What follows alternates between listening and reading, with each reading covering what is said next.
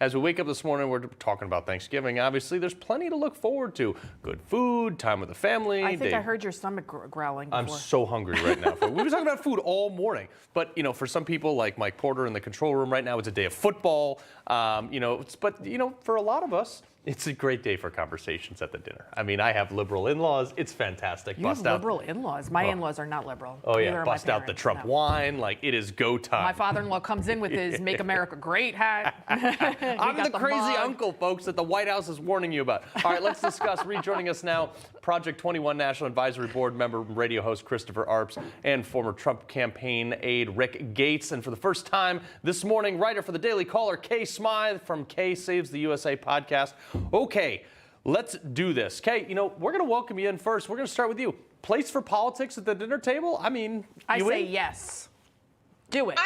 This year, I'm so on board with it. My future in-laws, they are, MAGA Republicans. They support Republicans through and through. And I'm here for it. It's great. This is almost like a celebration for me to be able to come on Newsmax and then go and celebrate Thanksgiving as a legal immigrant in this country with a family who I love unconditionally, who loves me back unconditionally. Now, my family, on the other hand, last year, zero politics at the Thanksgiving table. I brought my family out here. They celebrated here. They love America. I mean, who couldn't? I think that if you've got someone in your family that's going to be belligerent, honestly, guys, therapy works. Therapy works to get over your angst. If there's someone that's really dishing out that angst today, they probably just need that extra little bit of help and a little bit of unconditional love. And honestly, I think that's what Republicans do best. And some perspective. Maybe they could go hang out with Brittany Griner for a day and be like, it's not so bad here in America. Right. She's where now? At what's that camp? Splitting Rocks somewhere. Oh, that's lovely. Don't smoke pot in Russia.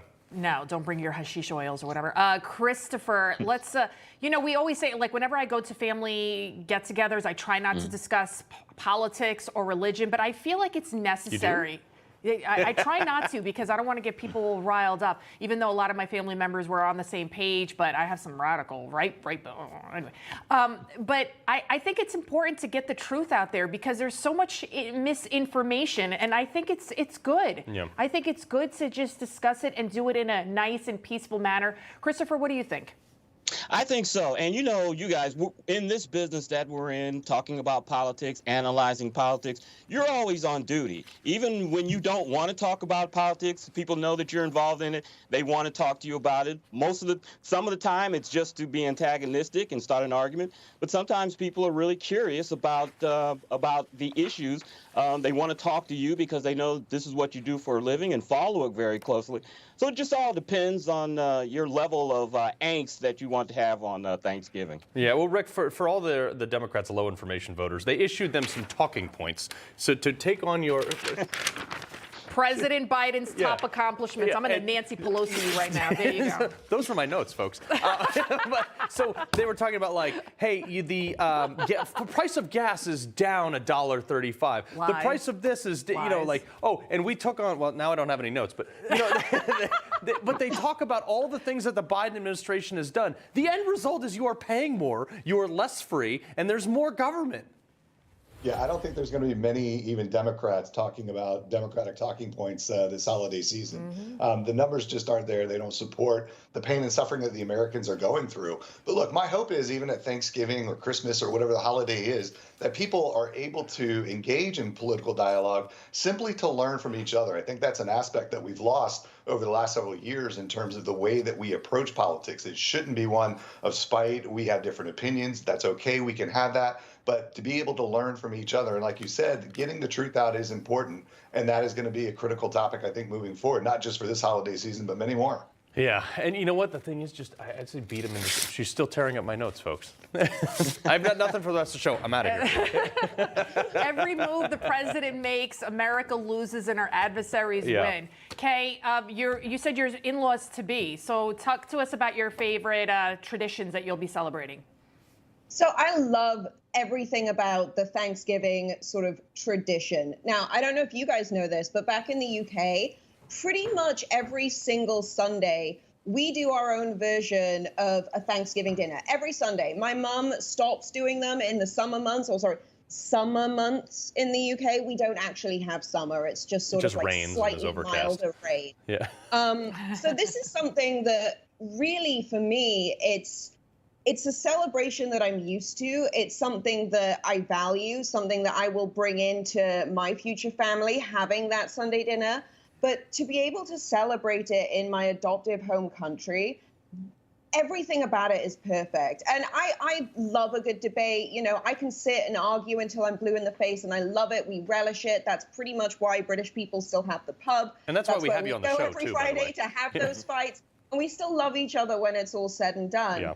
And so this year, to not have to argue, to be surrounded by people, to do something that's very traditional for me, but to have it so much more important out here, that's the beautiful part. Yeah, you're going to be bored, though, Kay. Trust me. If you don't have someone to argue with, you and Ellis Hennigan duke it out every Sunday here. You're going to be bored. Christopher, what's your go-to on your go-to tradition on Thanksgiving? Go-to tradition, and I said it last hour, I'm a huge Dallas Cowboys fan. I was born in Tyler, Texas, East Texas. My family's from East Texas. So watching a Cowboy Thanksgiving game and hopefully a victory is tradition for me. I never was a big turkey dressing type of person. When I was younger, I hated when Thanksgiving came because I knew I was only going to have one good meal that day, and that was Christmas or was breakfast. So pretty much football is for me, and we have new traditions of having steak and other non-traditional foods for Thanksgiving. You know what I've noticed, that when I discuss politics and religion amongst my Democrat friends, because in New York City, most of my friends are actually Democrats, we usually have core values in common. And I think that's why it's so important to have the discussion, because we're a lot more alike than people think. So, Rick, what is your favorite tradition, and how do you think we can navigate this kind of maybe possibly contentious meal? Yeah, so we actually have a tradition called the Daily Double. We do my side and my wife's side of the family. So we have two Thanksgiving dinners on the same day. That's always good for a lot of food, and we have a good time spending it with both families. But look, I have family that is I'm with Carl. They have little liberal tendencies, and others that are very conservative. And I think just the importance of being together and expressing opinions and talking about some of the prevailing issues of the day is extremely important. And so I enjoy it. Whether same thing with Christopher. I mean, our business, we're kind of asked a lot of questions about politics during the holidays, and I think it's great to be able to have that dialogue with our family members. Yeah, and remember, you can you have your liberal talking points right here. So if you need those for the in-laws out there in the Democratic I can't believe they had to print out his accomplishments. Yeah, they had to. They print them, and they're like, you can debunk them as you go. You're like, wait a minute, hold on. Gas is still more expensive. Fuel, oil, we might not have that. All right, Chris, Rick, Kay, always a pleasure. Thank you. Happy Thanksgiving. All right, have a happy holiday.